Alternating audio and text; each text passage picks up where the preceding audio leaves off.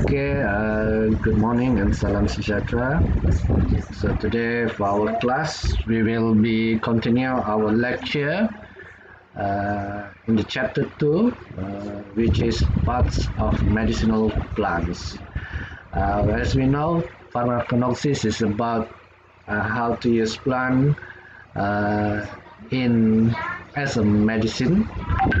Okay, so kita gunakan tumbuhan ini jadikan sebagai ubatan seperti yang anda telah lihat dalam chapter 1 sebelum ni. So that's why we need to know which part of plants that can be used for pharmaceutical purposes. Okay, jadi for this morning our class is very simple. So I only want to share with you all the basic parts of the plants, and then you have to do the exercise that I already share in Google Classroom. So the exercise I already upload in Google Classroom. Actually now it's saving. Okay. Okay, so you need to refer to the Google Classroom what exercise that you should do. Okay, let's restart our classes. So this is basically normal plants that we can see. So yes, this is among the anatomy of the plants. We have stem, we have axillary buds, leaf. So ini adalah struktur yang basic lah yang kita ketahui dalam tumbuh-tumbuhan.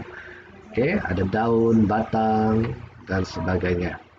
Okay, so let's see in here. Apical meristem and lateral meristem. Apical meristems, that means it causes primary growth. If we see lengthening of plants, maksudnya dia akan bertambah tinggi ataupun memanjang, pertumbuhannya secara memanjang. Thus we call apical meristems.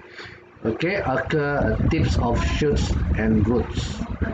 Okay, so pertumbuhan ini berlaku pada hujung ujung ni ataupun pada akar. So that's why we call apical meristem. So tumbuh-tumbuhan yang kita nampak memanjang, mungkin contohnya seperti bambu, semakin panjang atau semakin tinggi. So that's what we call apical meristem. Ataupun akarnya makin bertambah panjang ke bawah. So itu kita panggil apical meristem. Yang kedua adalah lateral meristem, causes secondary growth atau widening of plants. So kalau ini kita nampak tumbuhan tu semakin melebar. So maksudnya pertambahan cabang dan sebagainya. So that's we call lateral meristems. Occur at the cambiums, so produce bark on the trees. Okay, that's adalah lateral meristem. So this is basically about how the plants grow. Okay, so we'll see later one by one each part of the plants ataupun setiap struktur anatomi plants ni kita akan tengok satu persatu. Okay, we will go to the basic first ataupun yang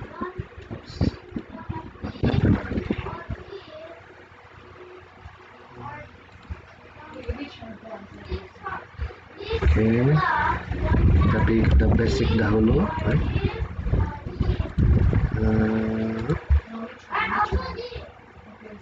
Yaitu leaves. So kita tengok leaves ya, yaitu daun. Okay, so leaves are flat, thin and green appendages to the stem containing and supporting and conducting strands in their structure. Okay, so daun ni normally dia rata dan juga nipis lah, dan kebanyakannya berwarna hijau. Okay, namun ada juga daun yang tidak berwarna hijau ya. So daun mempunyai fungsi, kenapa dia berwarna hijau? Saya rasa ramai yang tahu sebab daun ni mempunyai ataupun sel tumbuhan ni terutama pada daun mempunyai klorofil yang menjadikan dia, ataupun kloroplas yang menjadikan dia berwarna hijau. So, apakah kepentingan klorofil?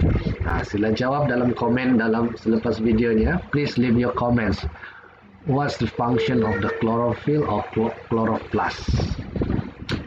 Okay, so please answer under this video. Build up a protective epidermis. Parenchymatous, mesophyll, and a vascular system. Okay, so kalau kita lihat daun juga mempunyai vascular systemnya tersendiri. Okay, composition, size, shape, color, and presence of hair is important in plant morphology. So, size daun, bentuk daun akan mempengaruhi bila orang pertumbuhan satu-satu tumbuhan tersebut. Kenapa dia bentuk tajam, kenapa dia punya daun lebar, ada sebab dia. Okay, begitu juga dengan warnanya. Dan kehadiran, ada setengah-setengah daun kalau kita nampak licin, ada setengah-setengah daun yang ada seperti rambut ataupun we call it hairs. Okay, but many types of leaf are adapted in ways almost unrecognizable. In those terms, some are not flat. For example, many succulent leaves are coniferous. Some are not above ground, such as bulb scales. Some are without major photosynthesis function. Consider, for example, cataphyls, spines, and cotyledons. So ini adalah succulent leaves. Okay. Which is not flat. Kalau kita selalu bilang flat, coniferous, okay, also not flat. Okay, ini adalah bulb scales. Normally we say leaves is above the ground, but some also leaves are underground. Okay. And also cotyledon. This is cotyledon. So the leaves, it say here, without major photosynthesis functions. Cataphyls, spines. Ini bila kita nampak pada cactus. Kalau kita tengok pokok cactus ni, seems like don't have leaves, but they have spines ataupun duri. So it's considered leaf also for cactus. The spines we consider as a leaf also. Okay, so this is among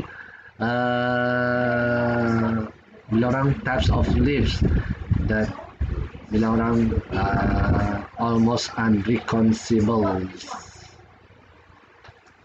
Okay, ini adalah shape leaves. So ada beberapa jenis shape of leaves, asymmetrical, acuminates, mucoronates, imaginate, ovoid, obovoid, cordiform, oblong, spatulate, oval, lanceolate, acicular.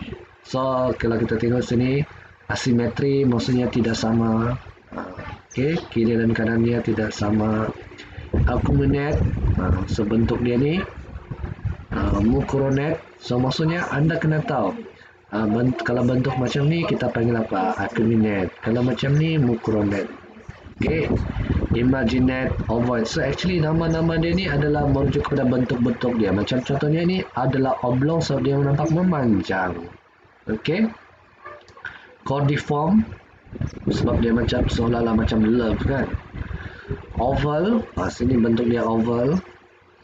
Okay, so leaf margin. So kalau ni betul-betul entire, undulate, finely serrate, coarsely serrate, double serrate. So kamu nampak ada double. Okay, double serrate. Crenate, okay, dia tidak tajam. Kalau serrate ni tajam kan. Oblate, ini mungkin kalau nampak macam mungkin pokok ataupun daun tarap. Okay. So ini kita tengok pula leaf base, maksudnya di bawah daun tu berdekatan dengan dia punya batang ni, apa bentuk-bentuk dia. Kita ada acuminate, acute, rounded, so nampak macam bulat. Cordate, nampak macam dua bulatan kan. Oblique, dia tidak bentuk oblique. Sagittate, Hashtag macam bentuk ekor ikan pula, dan trinket itu rata saja.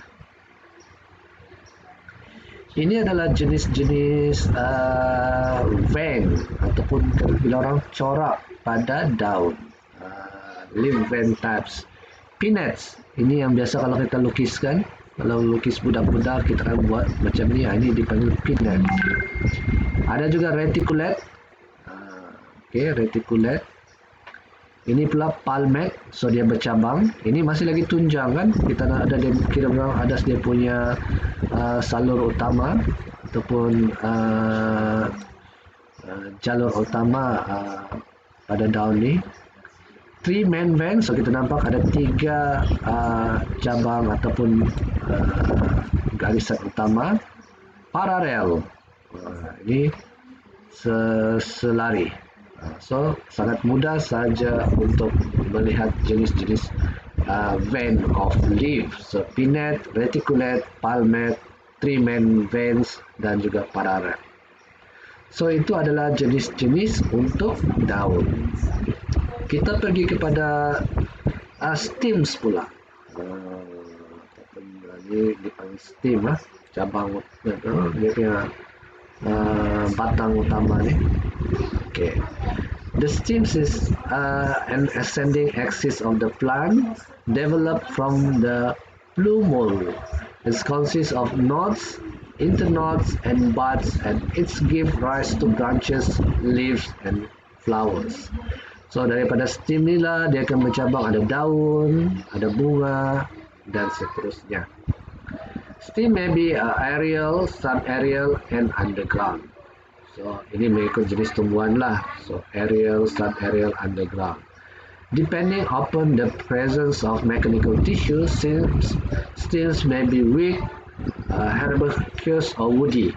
So bergantung jenis tumbuhan, ada yang lembut, ada yang juga seperti keras seperti kayu ya. Okay, so this is the bud, node, and leaf. Okay, leaf, node. So antara satu node ke node yang seterusnya dipanggil internode. So after node we will see their leaf there. Okay, but leaf is different part. So this is the part of the stem of the plant. So bud, internode, and node. Leaf attached to the stem and structure called node. So daun akan melekat dengan ataupun attach dengan batang pokok ni pada kawasan nodus. The region of the stem between the nodes are internodes. So antara nodus ni dipanggil internodes. Small buds are found where leaf attached to the nodes. So ni small bud. Okay, so itu sahaja untuk hari ini. So kita sudah belajar basically pertumbuhan-tumbuhan. Okay, sama ada apical ataupun lateral. Jenis-jenis daun dari segi vein dia, shape dia, base dia macam mana, dan juga stem. So itu sahaja untuk pagi ini, sangat ringkas. So seterusnya apa yang kamu perlu buat adalah melengkapkan aktiviti yang saya sudah share dalam Google Classroom. I've shared also the video for more explanation about the plants. Please watch it and leave comments. Okay, and then do the classroom class activities that I already share. Thank you very much.